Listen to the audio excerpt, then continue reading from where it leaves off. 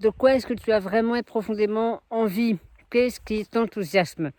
Voilà la question que je te pose là maintenant.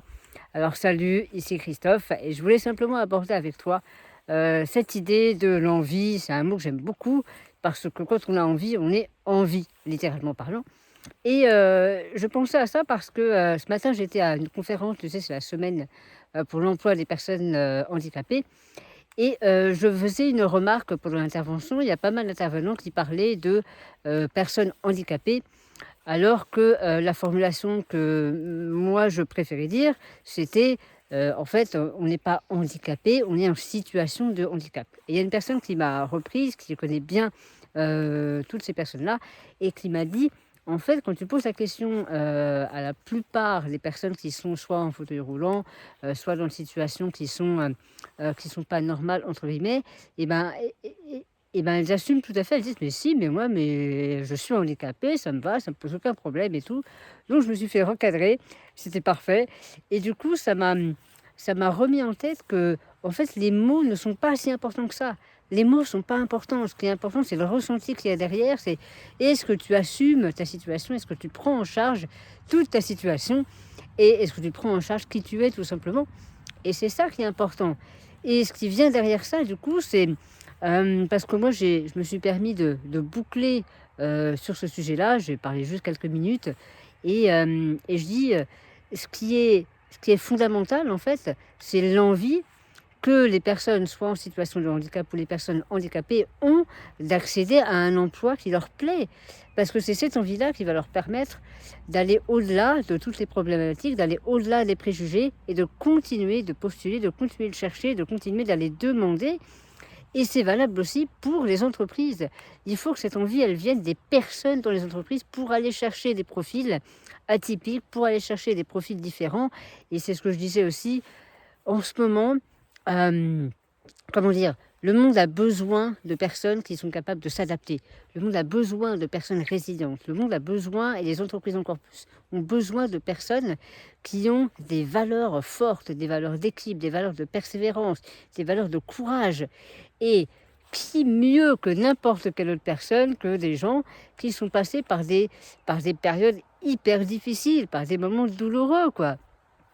Une personne qui avait tout et qui du jour au lendemain se retrouve en fauteuil roulant, bah, je peux te dire que s'il est là et qu'il est capable de parler et qu'il a des projets et qu'il avance, ça veut dire qu'il a dépassé énormément de choses. Donc c'est un professionnel de la résilience. C'est un professionnel par définition de la, de la, de l'engagement. C'est un professionnel d'un état d'esprit qui fait qu'il va, qu'il va aller de l'avant, quoi.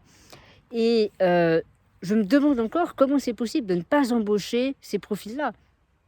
Parce que, citez-moi le nom d'une boîte qui n'a pas besoin d'avoir dans ses rangs des valeurs comme la résilience, ou comme le dépassement, ou comme mince, j'ai perdu le mot.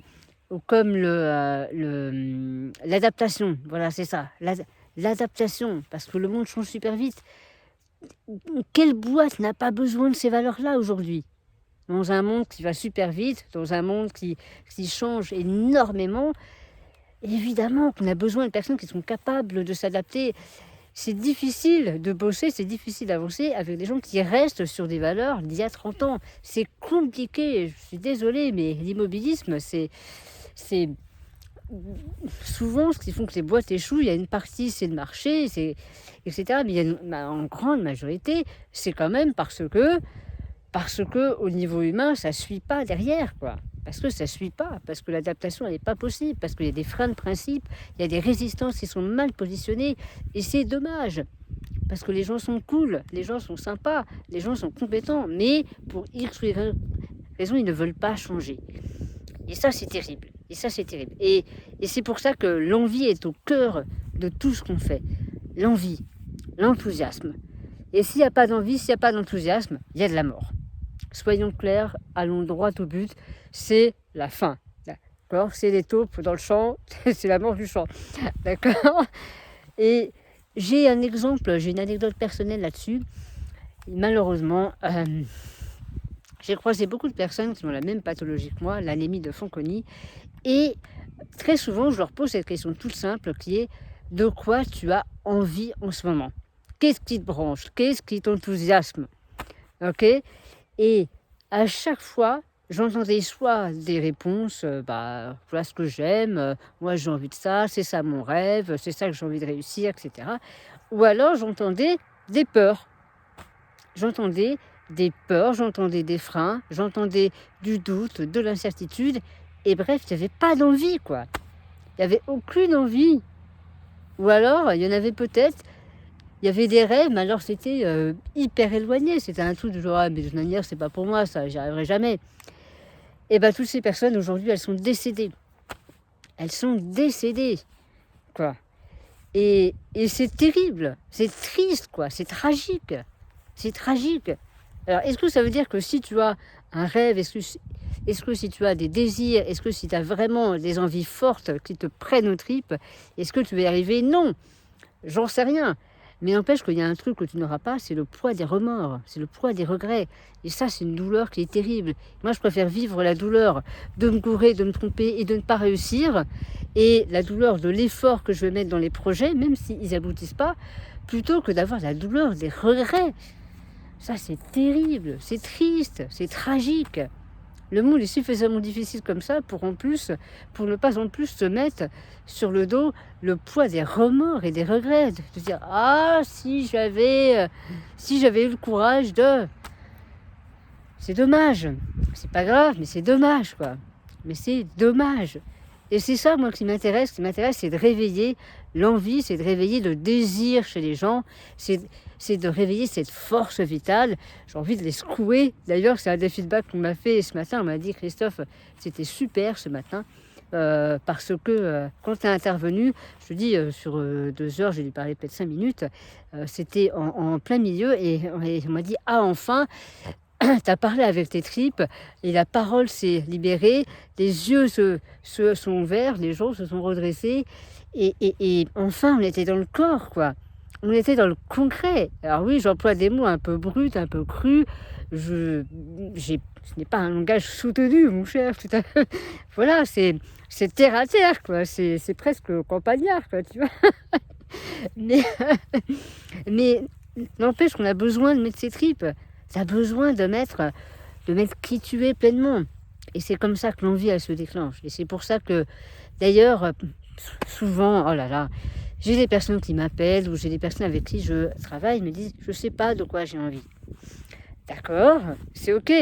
Et bien ton job, c'est de chercher, c'est de sentir, c'est de lire des trucs, c'est de regarder des films, tu vois. Et puis tu notes, qu'est-ce qui te fait, qu'est-ce qui te donne des frissons en fait.